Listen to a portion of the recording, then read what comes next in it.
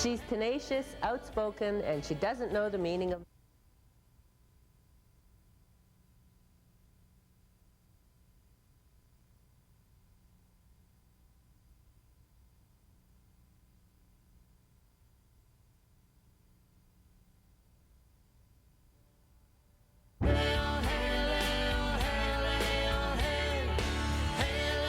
She's tenacious, outspoken, and she doesn't know the meaning of the word no. She's Jeanie Greene, the host, writer, producer, editor, and creator of the weekly TV series Heartbeat Alaska. Her program is seen by Aboriginal viewers across North America. Last year, we sent one of our producers to Anchorage, Alaska to see how she does it. Louder thunder, revolution. Is that my good side? It's in the air.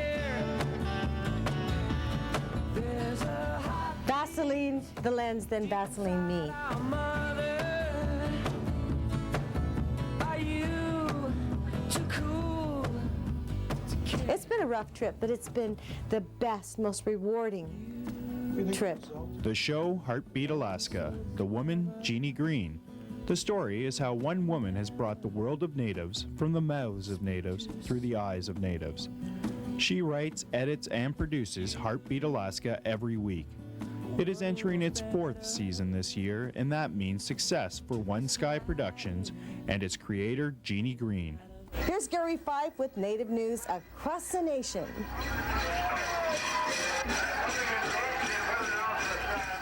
It doesn't necessarily have to be hard news. And I think because of that, the reaction has been extremely favorable, well beyond my wildest dreams as far as the national press and international press that we've received.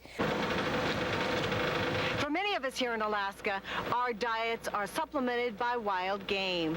Though it may seem cruel or even unfashionable to some, without that wild game, many of us would go hungry. Traditional food means food on the table. In Kasigaluk, Alaska, the students are learning just how to prepare that food for their table. Jeanie's public performances began at an early age. These days would mark the inevitable creation of Heartbeat Alaska. Well, I was 7 years old in Sitka, Alaska, and they first got TV a long time ago. And I had taken ballet lessons on my own, unbeknownst to my parents. And when they finally found out, they were glad. But a girlfriend named Patty Nelson and me did Rudolph the Red-Nosed Reindeer live on television. It was their first live broadcast in Sitka for that particular little television station.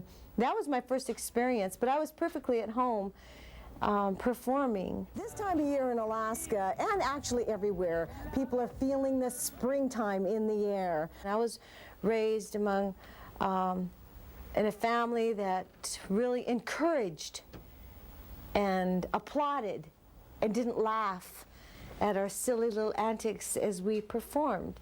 And that's always stayed with me.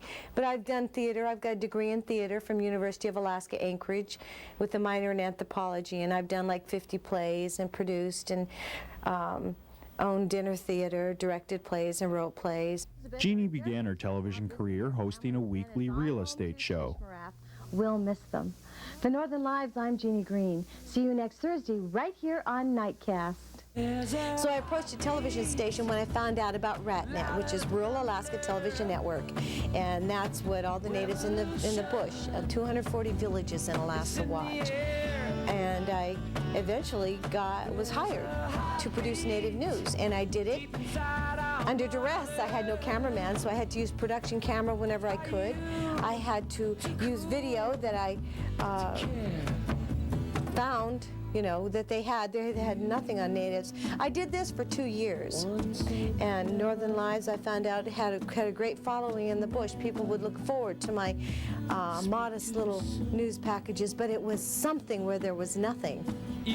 And then eventually I went independent and created Heartbeat Alaska, which is a whole half hour of news instead of just the 2 or 3 5-minute packages. This is Native News Across the Nation. I'm Gary Fife. The impacts of budget cuts keep filtering out of the nation's capital. This time it's money for Native housing programs. The creation of Heartbeat Alaska was not an easy task for Jeanie. She had no help from the world of media, but that didn't stop her. I'm very tenacious. No doesn't mean much to me. And I believe that the sky's the limit. I see no limitations. I put none on myself, and I put none on anyone else. So to me, it's just a natural thing that we went national. To me, I expected it. And I am getting many, many more stations simply because we're not out there pounding heads. We're not out there saying, you hurt us and we are hurt and therefore we are in this situation. No, what I'm saying is we have endured and we can help you endure. The Mohawk Nation, located in upstate New York, is considering tightening its membership and residency regulations. Heartbeat Alaska has led the United States into the world of the Indian. The original concept of the show was to inform Alaskan natives who live in the bush about news and events around the nation. To Jeanie's expected surprise, Heartbeat has left the state, became part of the nation, and has even crossed the international borders. I really truly believe that it's uplifted the Native people.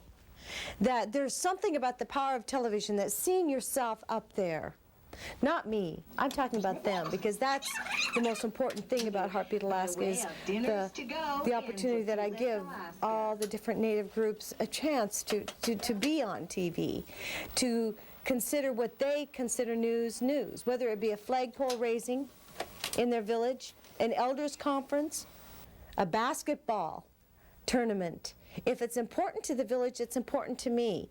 And I put it on, and that, to me, is news. Thank you, Jeanie. Eyak skin sewers in Barrow have been busy this month, sewing covers for the frames of Barrow whaling captains' Eyaks or whaling boats. I think that a lot of the television, the documentaries and such that have been done about Native Americans have been from becoming too dry.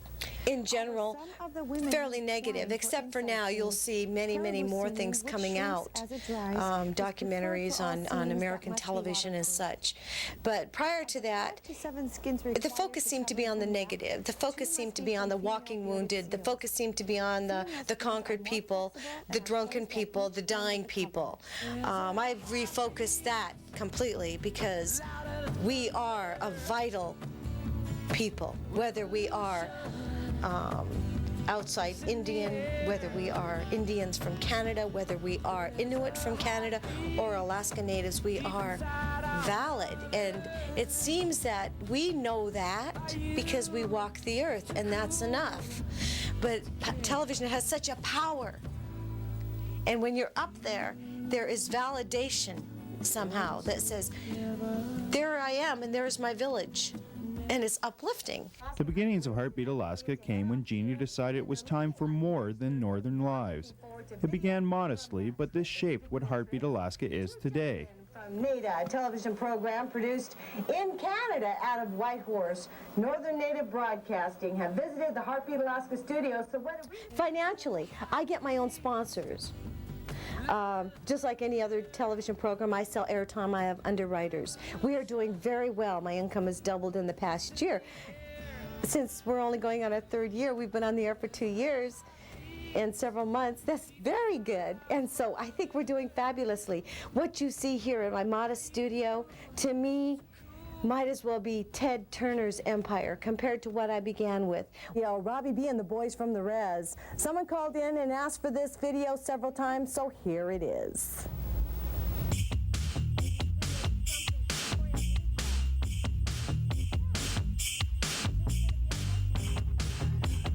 Yeah, we all present and accounted for. Then let's educate the world.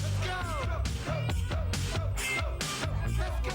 There is blatant discrimination in the media in general. Television is controlled by a very elite few, and they determine what we will see and what we will think about what we see. So what I've done is I've decided that I will be a top executive and decide what's news and what we will see. Television Northern Canada now, you have, it just amazes me. You have so many Native people to see a Native cameraman, where I'm amazed because I've had the only Native cameraman that I've ever seen in my life until your cameraman here, and I'm very, very glad that you have Native cameramen. But in Alaska, I probably have the only one, and probably one of 5 in the nation. These are all our shows, from the first one all the way to the latest here. And these are all our one skies we do. We've done this many shows. Yes. It doesn't seem that way, but we did it.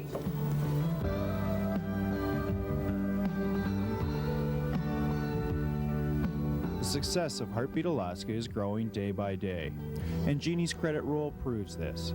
Jeannie's received the title from her peers of operating a hokey television show. So you would think this would lead to the upgrading and changing of the look of Heartbeat Alaska. But Jeannie says to change the look is to change the reason for its success. I think the main thing that will change is the broadcast quality from the studio work and from my cameraman, as far as his equipment and such like that. But I think the heart and soul is still the videos from the bush. The difference will be that perhaps someday I'll be able to supply them with the video cameras to do their thing. And that's the main difference. But I think there's something to be said for having video taken from someone that lives in the village, that looks through the camera lens with Native eyes. And I think there's something to be said about having a local person do a story, because I see that the local people that they interview or that we cover are much more relaxed. And also they know it's going to be on Heartbeat Alaska, that we won't hurt them. And so they're always excited, and they're like that. No, as long as there are viewers that are willing to get video, I will use it. Thank you so much for joining me once again for another Heartbeat Alaska. I'm Jeanie Greene, and I'm looking forward to the video from your community, your village, or your reservation. I'm Jeff Dorn. Join me Must again see. next week for more Native news. I'll see you then. Happy rendezvous to you. Happy rendezvous to you. This is somebody's idea of fun. Yours. And that's our show for this week. We would love to hear from you. Any comments, questions, or concerns you have about our program, feel free to write, phone, or fax us at the address shown. We'll leave you with some scenes from this past weekend's Rendezvous Air Show. I'm Joanne Henry. Good night.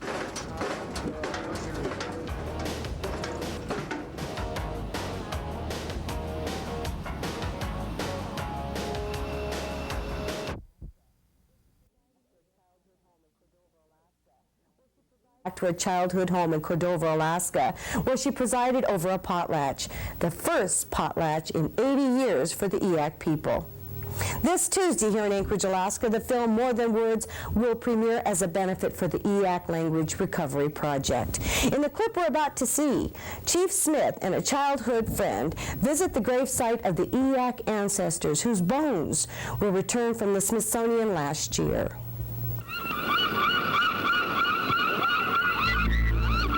AM 1450 KLAM in Cordova, your hometown voice in Prince William Sound. J.R. Lewis here, glad to be with you on this beautiful morning, and it's going to stay that way too. Partly cloudy today, high around 70. Great day to set up a great event, the first potlatch for our Eyak people in like 80 years, I think, going on at the Old Orca Cannery. If they caught us Stay tuned. talking our own language, sometimes we had to go out in the woods and get our own switch, and they'd switch us with it. Or either take a ruler and hit our hand. And I don't mean little love pats. I mean real hurting. After school, I'd go home, and Mom and Dad always talked our language. If it wasn't for that, I would not know any of my language. My Eyak name is Udach Gokhaa'ach, which means a voice that draws you. Sometimes when you're out in the woods, you hear something a little bird that you never heard before, naturally you're going to go toward it and see what bird that is. That's a voice that draws you. Well, Marie, that was school's out. School's out. Yeah.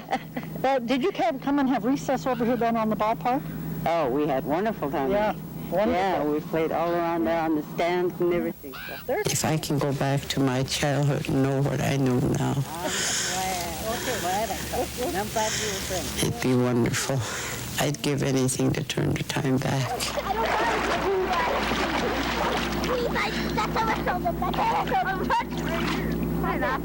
I think back to our own village, our little old community there, especially before I had to start going to school. Those are the times that was wonderful. This is the original Eyak Indian gravestone. We were just never fighters. We don't like to fight. It hurts me on what I have to do now in order to get our ancestral grounds and everything back. And looking across there really makes me sad. Where that last trailer is where our house used to be. And this was a sad moment yet. It was a happy moment. Who was it? That we don't know. Oh, you don't know. I got a vision the night before. We were supposed to rebury him. That he was a healer in his time. And I believe the problems we're having now, God left him there for the time when we was going to need him. So he has come back to heal the Indian people. Wonderful. Just wonderful. Well, I think it's time that we better get home. I gotta hold you, dear. Yeah, okay, whatever. Whatever, we'll go down together.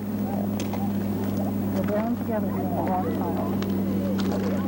This will be here, wouldn't it? Well, thank goodness it isn't blacktop. Well, when we were kids, we'd come down here, and Mrs. Buell from Denmark, she knows Dr. Traeger. All proceeds from the benefit will help continue the documentation of the Eyak language. In fact, on November 4th in Cordova, the Eyaks have already scheduled their first ever language recovery workshop. And the premiere, once again, is set for this Tuesday here in Anchorage, Alaska at the Performing Arts Center. You can order tickets toll-free by calling 800-478-7328. Please attend. It's for a really good cause. Let's travel now to Bettles, Alaska, right next door to the native village of Evansville. Hannah Anderson was born in Old Bettles, located 5 miles downriver from present-day Bettelsfield, Alaska. What I remember about Old Bettles was kind of a mining, old-timers place, I always call it. Mining, supply the mining camps up, mining areas up around, above Bettles, up the Wild River, John River, Wiseman. Stern-wheelers used to come up there and that far, as far as Old Bettles, and unload their supplies for the winter for the mining people. And when I first started to remember Bettles, I always saw it as a little kind of like a western town. Buildings with square fronts and horse barns and blacksmith shops and roadhouse, trading post, gardens, just like a little, well, reminds me of a western town that you see in movies nowadays. Hannah Anderson is Athabascan.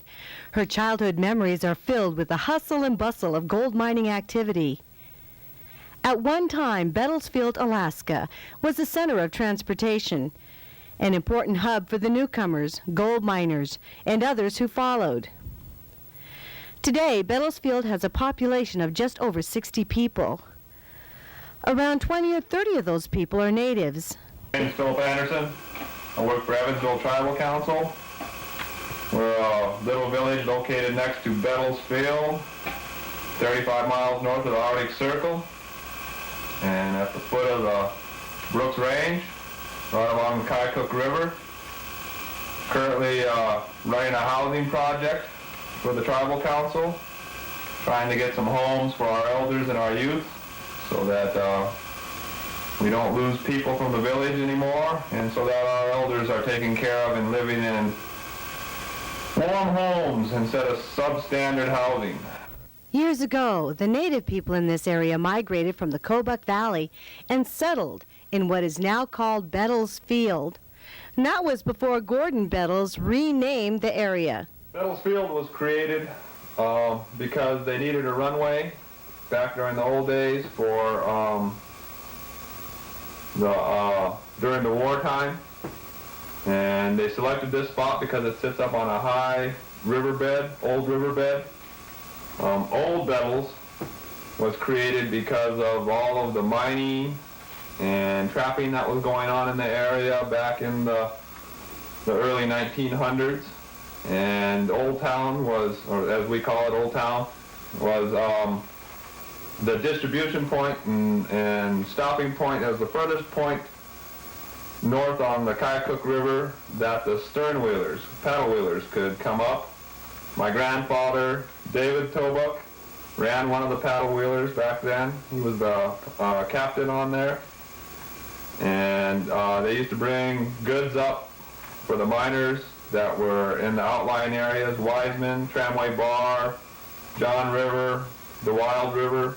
The village of Evansville was founded by the efforts of Chief Rhoda Mauser around the beginnings of the Alaska Native Claims Settlement Act, choosing to claim village status rather than members of the 13th region. Today, the Evansville Tribal Council are the owners of more than 65,000 acres of land because of her efforts. Still, the struggle to hold on to Native traditions continues. Florence and Wallace Neptune have 8 children who, as adults, have chosen to live elsewhere. And that brings a new dilemma.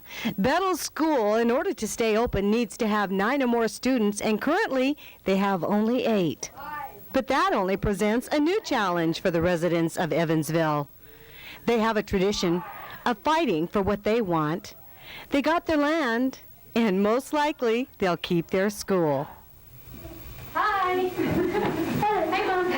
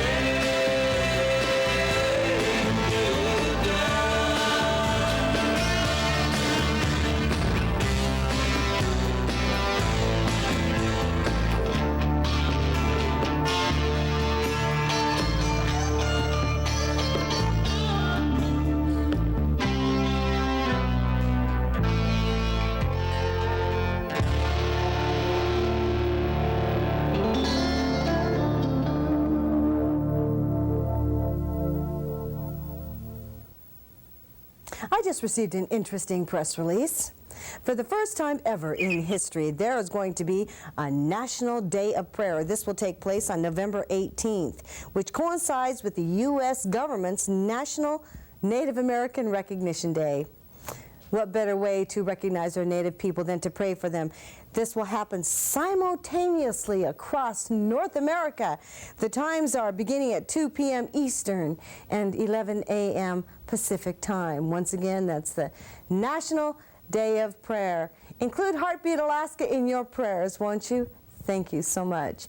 And thank you so much for joining us again for Native News and Native Entertainment. I'm Jeanie Greene, looking forward to visiting you again next week. Tune in, won't you? I'll see you then. My heart can sing when I pause to remember our heartache here is but a stepping stone along the trail that's winding always upward. This troubled world is not my final home, but until then my heart will go on singing. Until then, with joy I'll carry on until the day my eyes behold that city, until the day God calls me home.